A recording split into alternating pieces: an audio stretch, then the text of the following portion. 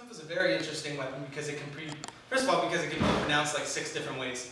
You may hear it called Tonfa, Tonfa, Twifa, and the spellings are about double as interesting. But whatever you happen to call it in your system, it's this simple tool here.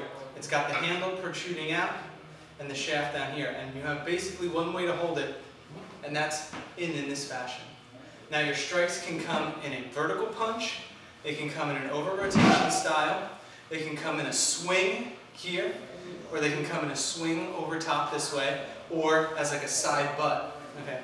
And despite that basic use, you'll see them used in kata in a couple different ways. So some kata will emphasize the spinning effects.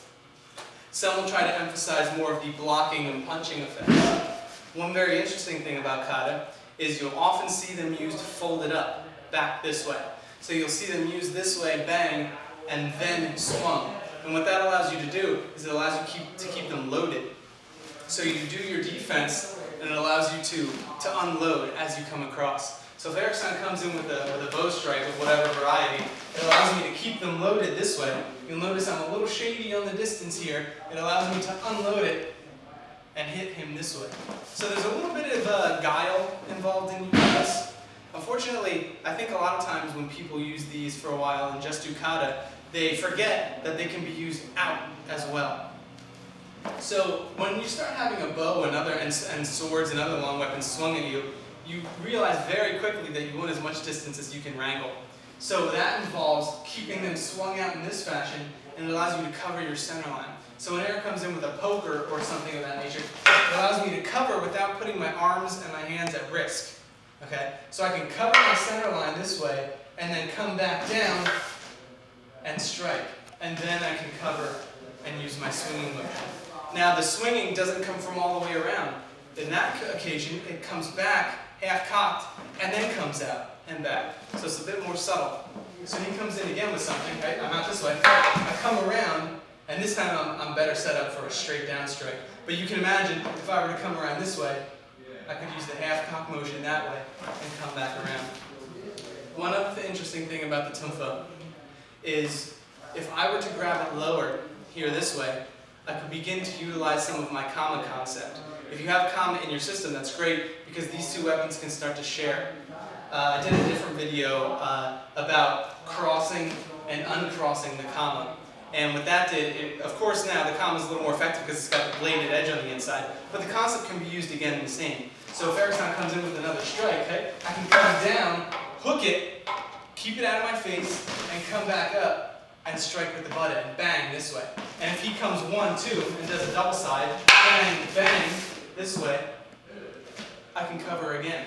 And that's the benefit of having the dual weapon versus the single long. Now, with that being said, the single long still has the immediate advantage, assuming we start off this way. If we happen to start off standing right next to each other, I'll be fine. But most often, we're going to be starting out this way. So Erickson, when he puts his bow out, he's at the initial advantage this way. And what I got to try to do is I got to try to get past this here into his mai. Okay? So if he does like a poking type motion, I need to move in, strike and cover. Okay? So just to show a little bit of the use of the Tonfa against another weapon, I'm going to let Eric come in and do some strikes at me. One thing I'd like you to note, and this is very important, is that when using the Tonfa, a lot of people will try to emphasize the spinning activity that you can do. Okay? I find that in combative purposes, that tends to be de-emphasized. Although it certainly does have its function, the combat occurs in such a quick fashion that a lot of times you don't have anything, time-wise, for anything too fancy. So just watch how this occurs and try to envision ways in which you can incorporate different spins versus incorporating linear techniques, because they both have their value. Okay? I'll go inside first. Okay?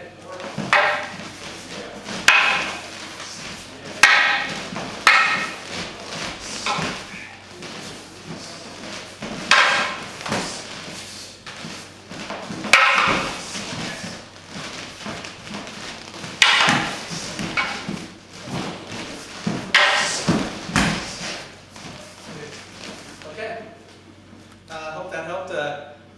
Keep an eye out for some other videos we're doing. Thanks for watching.